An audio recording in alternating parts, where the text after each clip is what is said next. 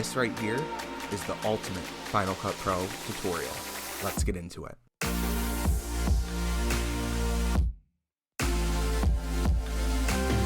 Hey guys, my name is Anthony, and in today's video I'm going to be showing you guys how to create awesome videos in Final Cut Pro. If you're here, you're probably a beginner, and I know it might seem a little intimidating, but I'm going to teach you how to become an expert with this software so that hopefully by the end of this video you will feel a lot better about using Final Cut Pro. Alright, so let's jump into Final Cut Pro, and here we are on the screen. If it's your first time opening it, it may look similar to this. If not, I'll explain. So let's get a few things straight before we start actually creating a library and editing a video. So first things first is you're going to want to get familiar with the windows. So as you can see on the left side here where it says open library, this is where your libraries and events are going to be. Next to that is going to be the clips, and since there are no clips, you don't see anything in there yet. This right here in the center is your viewer, so any video clips that you are looking at or editing, you're going to see in this screen. Over here is the inspector, so this is where you can make all kinds of edits to your video, like color correction or audio edits. Anything of that nature will be done over here.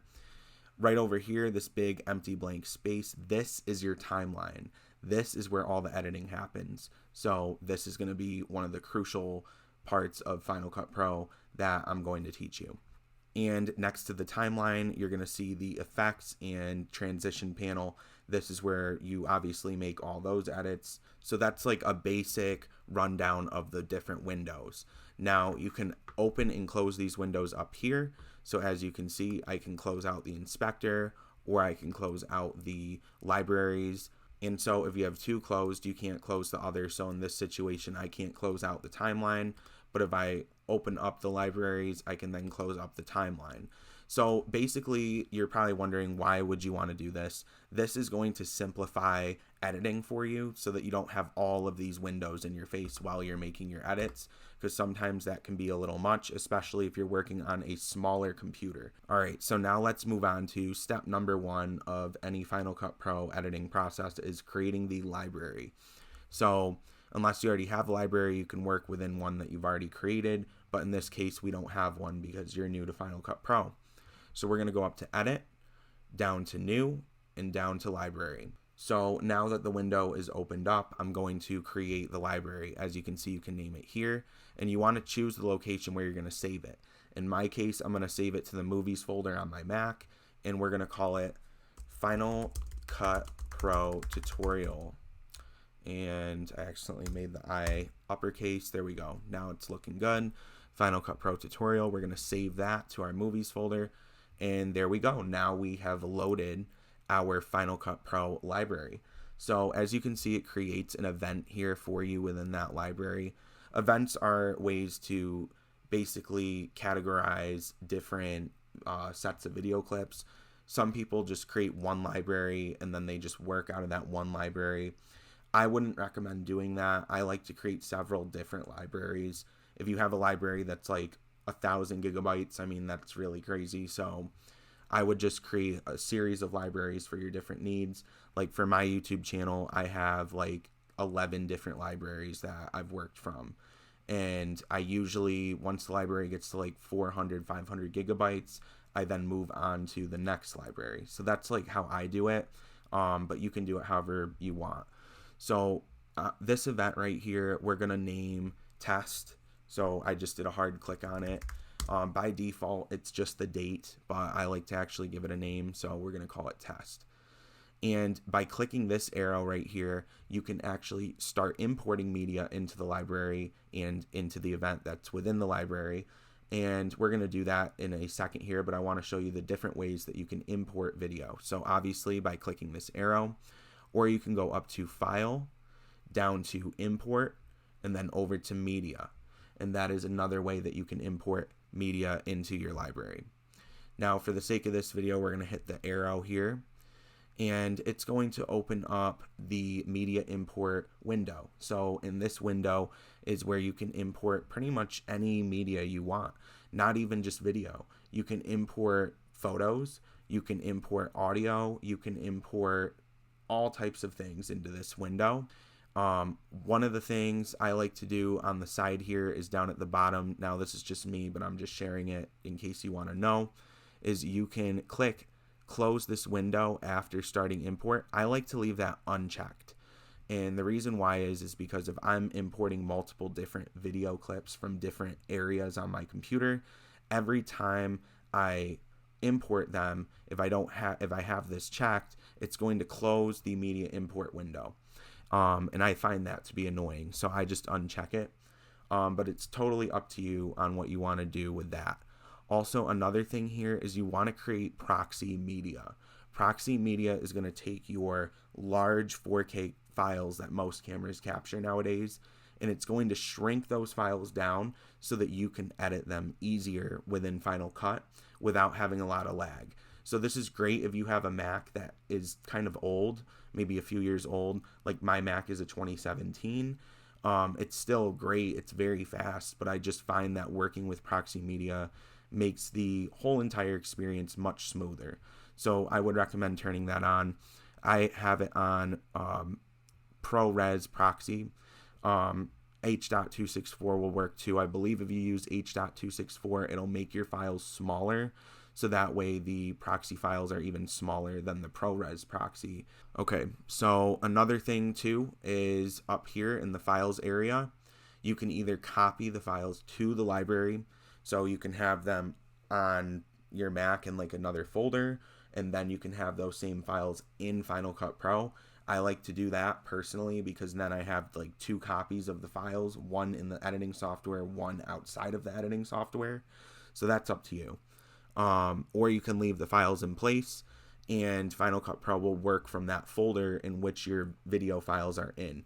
Now keep in mind, if you do that and you have like the files on an external drive and then you try to open up that library, none of the files are going to show up. If they're on the external drive, it'll just show like a question mark and it'll be like, where are my files? It's because the files are not on the computer. So just keep that in mind. That's why I like to copy to library. That is pretty much the basics of this media import window and the settings that you might want to have.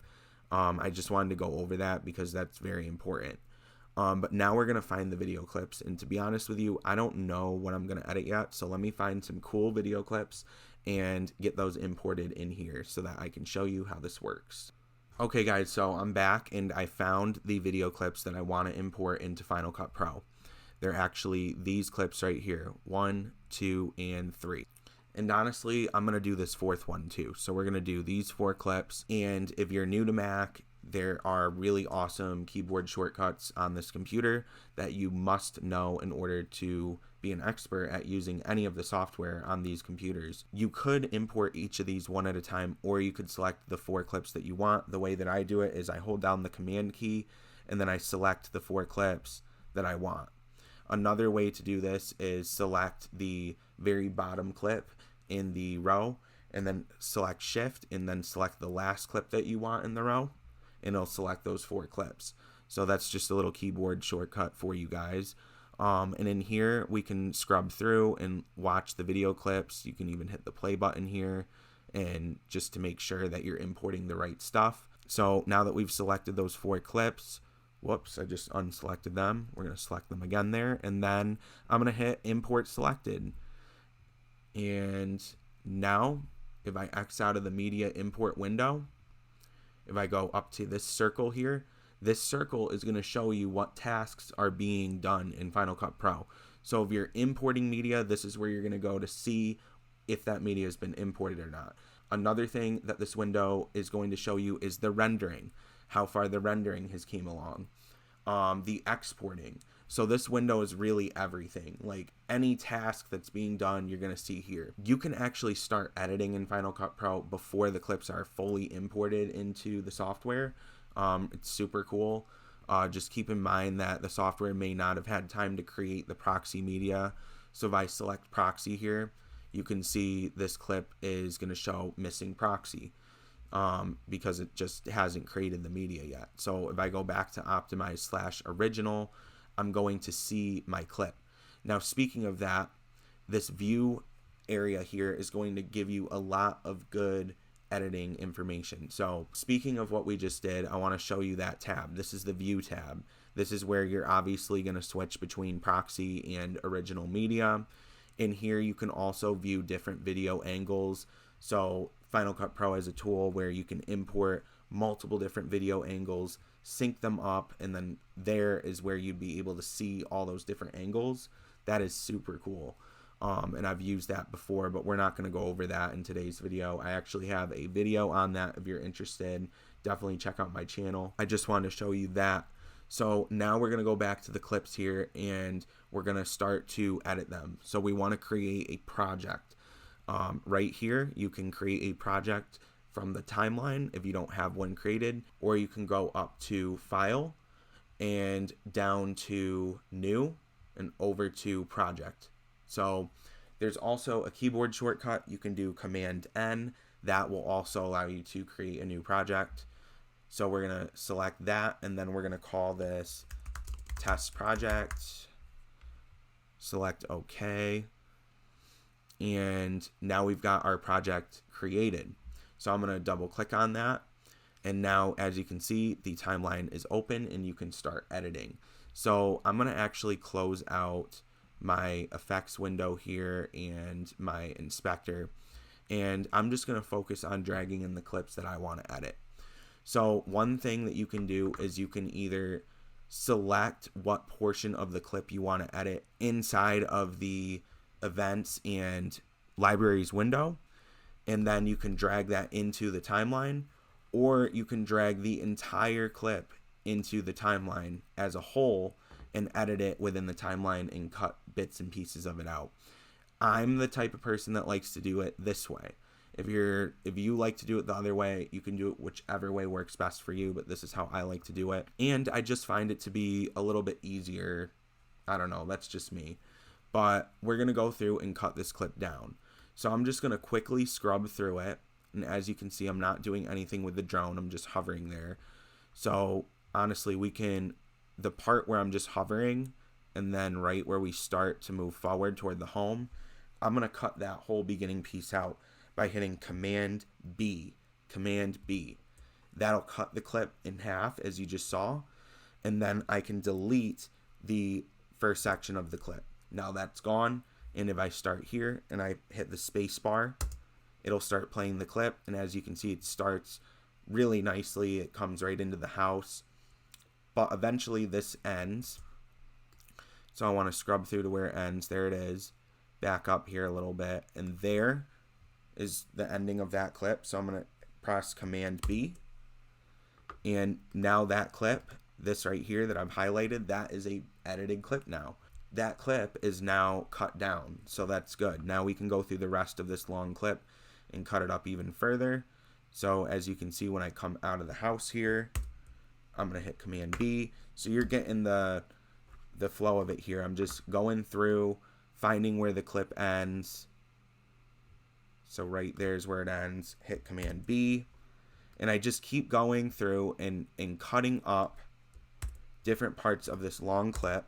So that is the very first thing that I would do with Final Cut Pro, is I would get in here, start cutting up your clips, and start putting things together in the timeline before you color correct or do anything else. And as you can see, it's as easy as clicking and dragging into the timeline and then cutting up exactly the way that you need to cut it up. Now, if you do need to do more precise cuts, you can zoom in to the timeline. With your trackpad, you can zoom in just like you would on a website, or you can go up to the little film tool here in the corner. And if you select that, you can actually now zoom in and out of the timeline, as well as making the thumbnails within the timeline much larger or much smaller. So you can really set it to however you want. And these right here in the middle, these are clip display options, so how they'll look in the timeline. Like if you have audio under the clip, so like this is drone video, so you're not recording with a microphone when you take drone video. So if there was audio under these clips, I could actually make that audio appear bigger than the actual thumbnail of the video. So if I was doing like really crazy like fine-tune adjustments with the audio and it needed to be perfect, then I could adjust that here. But since there is no audio in these clips, I really don't need to see an audio part in the clip there. So I actually just turn that off. So I'm going to go out of there. I'm going to zoom into this a little bit. And what I'm going to do is I'm going to throw more clips in the timeline. And when I come back from doing that, we're going to start color correcting and adding some transitions and effects. I'm also going to show you guys how to do text and how to add your own audio tracks below the video tracks. Okay guys, so we're back, and before we get into the rest of the video, I want to tell you guys real quick about TubeBuddy. TubeBuddy is a YouTube SEO tool that helps you grow your YouTube channel. I've actually used it here on this channel, and I have seen amazing results from it. It helps you find the right titles, the right tags, it helps you with thumbnails, it helps you with all of that, and you even get access to 25,000 free royalty-free songs through the member perks. I definitely would recommend you guys check it out. I have a link in the description below that takes you directly to their website where you can see all types of information, including the pricing. You also get access to a free version of TubeBuddy, so definitely go down there and check it out. And as you guys can see here, we've got the clips in the timeline. I've cut them up. So now what I want to do is I want to start color correcting. So I'm kind of showing you guys how I do things and like the order I do them. And, you know, everybody edits different, but at the end of the day, this is kind of like showing you guys a little bit of everything that this software has to offer. So if you're a beginner, you are definitely in the right place. So let's get into here and start color correcting. So what we want to do is we want to open up the inspector, and I'm going to close out this section of the screen over here with the libraries and the clips because we're done with that. And now we can get really focused on just color correcting. And I'm going to show you guys how you can color correct one clip and apply that same correction to the rest of the clips in the timeline. This will make your life so much easier if you're trying to keep your video consistent. So let's do this. Let's color correct. So as you can see in here, there's 3 different options. There's this film strip, there's this color area, this is your color correction, and then there's this little eye right here. This just gives you information about the clip. So in here is where we're really going to want to pay attention to for this part of the video. But before we get into that, I want to show you the video inspector a little bit. This kind of just gives you information about the clip itself, and you can adjust the transform, the crop, all that stuff from here. There's actually a much easier way to do it. I never really use these up here. If you want to adjust the opacity, you can adjust that here as well. You can also go down here to stabilize your video clips. Stabilization with Final Cut Pro works insanely well, and if you're interested in learning all about that, I have a whole entire video on that on the channel. Rolling shutter too, it also has tools for that. So if you have some rolling shutter going on, you can correct that with Final Cut Pro for the most part. Their correction tools are really amazing, especially the stabilization. I use this a lot. If we go up to color correction here, we can adjust the saturation, and we can also adjust the colors like really precisely with this tool. Really the only thing that I do here is adjust the warmth. So I bring this over to the orange here, and then I bring it up just a little bit, like literally the tiniest amount, because if you brought it up a lot, ooh, it makes your clip look really weird. So we don't want a lot of that, just a little bit. And then if we go over to saturation, we can now play with these toggles here. This is kind of like going to adjust everything, whereas these are more fine-tuned adjustments. I'm not going to lie, I usually raise this one like all the way up. Now, for a lot of cameras, this would look really bad, so I don't recommend doing this. The only reason why I do this is because I shoot in D-Log, so my video footage almost looks black and white without it. Like, here it is off, it almost looks black and white. So literally bringing this all the way up, for me, it looks good, but for you, it probably will look really bad if you're not shooting in D-Log. So don't do that. Adjust it to exactly what looks good. Not too much saturation. You don't want to overdo it. This would be overdoing it. That looks bad. So you really want to watch how much saturation you're using. Exposure can actually help you too. Like, I shoot in D-Log, so I like to play with this. I like to bring the blacks up a little bit, so less blacks, and then lower the mid-tones here. And it kind of creates like deeper shadows And I just like the look of it. It looks really like deep, and I just like how it feels. And then this one here is for exposure highlights. I usually just raise that a little bit to add some brightness to this. But there we go. I've basically color corrected this clip and it looks really good. So from here, I'm going to copy this and I'm going to apply this to every single other clip. So what you want to do on your keyboard is press Command C or go up to File, down to, I'm sorry, not File. Go up to Edit, down to Copy, and you can do it that way as well. Now what you want to do is click and drag to select every single clip in the timeline except for the one you just color corrected. Make sure that this isn't selected too, because then you'll apply that edit over the original edit and then it'll just look really bad. So we want to just apply this to every other clip in the timeline. So what we want to do is we want to go up to Edit, and you do not want to hit Paste. If you hit Paste, it will not do what you want it to do. You want to go down to Paste Attributes. Paste Attributes. Don't hit Paste. So hit Paste Attributes, and in here you can now select what you want to paste. So I want to paste the color corrections, which is called Color Board. Now you can also paste things like position, rotation, scale, crop, distort. You can paste all those things from other clips, but that doesn't apply here. We just want the color corrections. So I'm going to hit paste. And now if we go through, each clip is color corrected. Now, as you can see, sometimes it doesn't look good. So you might want to go through and like adjust the different color corrections, because the lighting for this clip was different than the lighting for this clip. And I feel like this looks a little too dark. So I'm going to raise the middle tone here of the exposure, and that actually fixes a lot of our problems. I'm going to go through and do that here as well. So it's really, you know, editing's all about going through. That actually looks pretty good, so I'm not going to mess with it.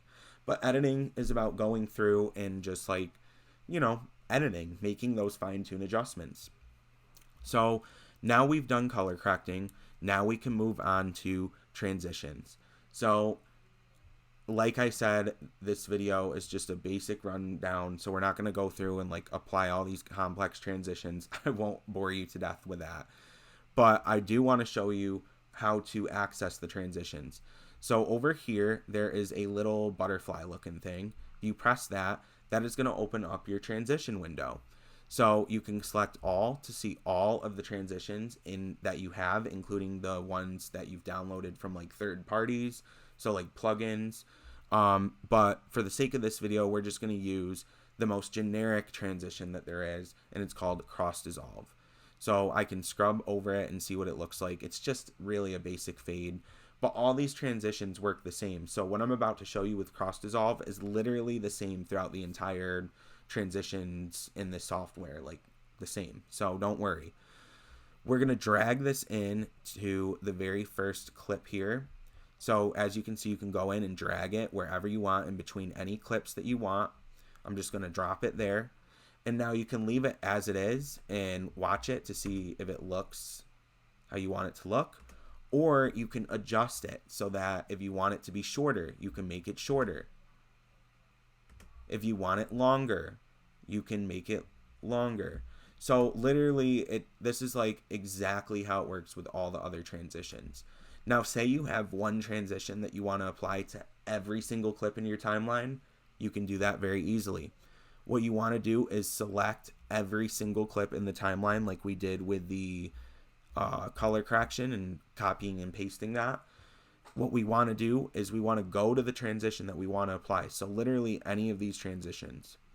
But for the sake of this video, we're going to do cross dissolve again. And we're going to double click, and that will apply that transition to every clip that was selected within the timeline. You can see it's done it to every single clip.